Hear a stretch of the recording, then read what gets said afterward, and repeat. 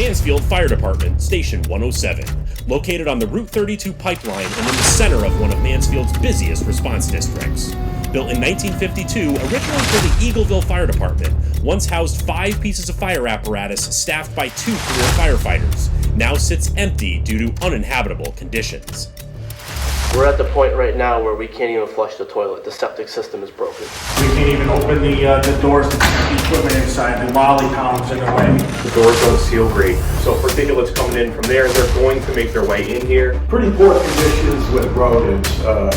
There's traps everywhere, rodent droppings and infestation. We had to put a tarp up to eliminate while guys were working out, getting dripped on by water. The Mansfield Fire and Emergency Services in the town of Mansfield is growing, and unfortunately the station no longer affords us the ability to keep up.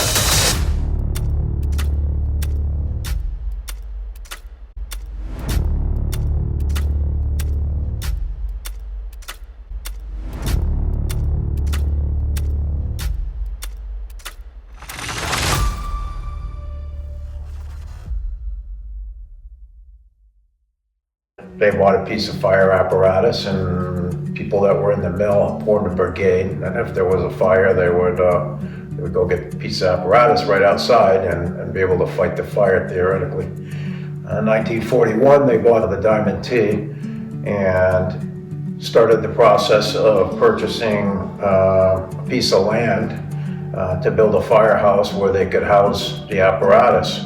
Come along 1950s, about 10 years after that truck was purchased, and they were fortunate enough to be able to get some land from the church, build a cement block firehouse.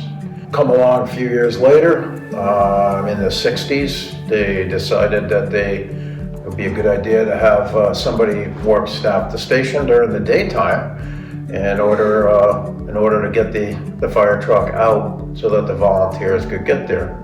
Became first aiders, and as things progressed along the way, people started to see the need for more paid staff to be in the station, and they started putting people on around the clock.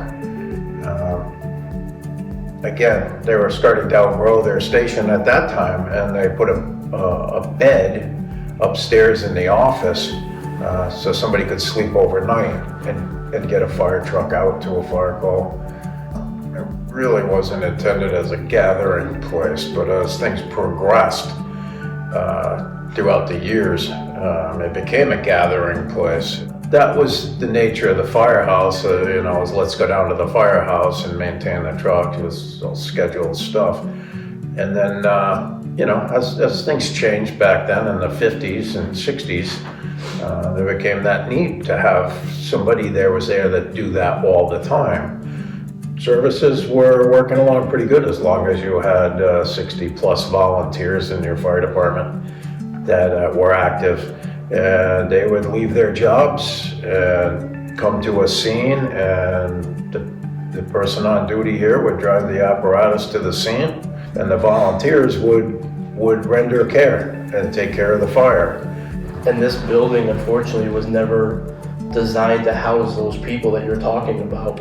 We started out with not having anybody in here. We had callmen, we had volunteers coming in off duty to get the trucks out the door, to bring the apparatus to the scene for volunteers. And unfortunately, volunteering has gone downhill, so the need for staffing has increased. So we went from having a building with nobody in it, having a callman, to having a paid man during the day, to having bunkers, and now you're starting to get into 24/7 staffing. The facility has just increasingly, we ask more of it, and we're at the point where we just can't get anything more out of it.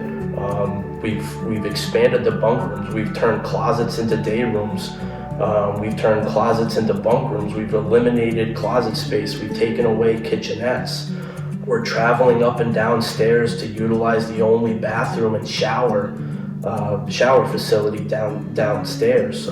So we've asked a lot of this building, and it certainly has given us its all. But I think we're at a point now where it's just we can't expand anymore. We've stretched it as far as we can stretch it.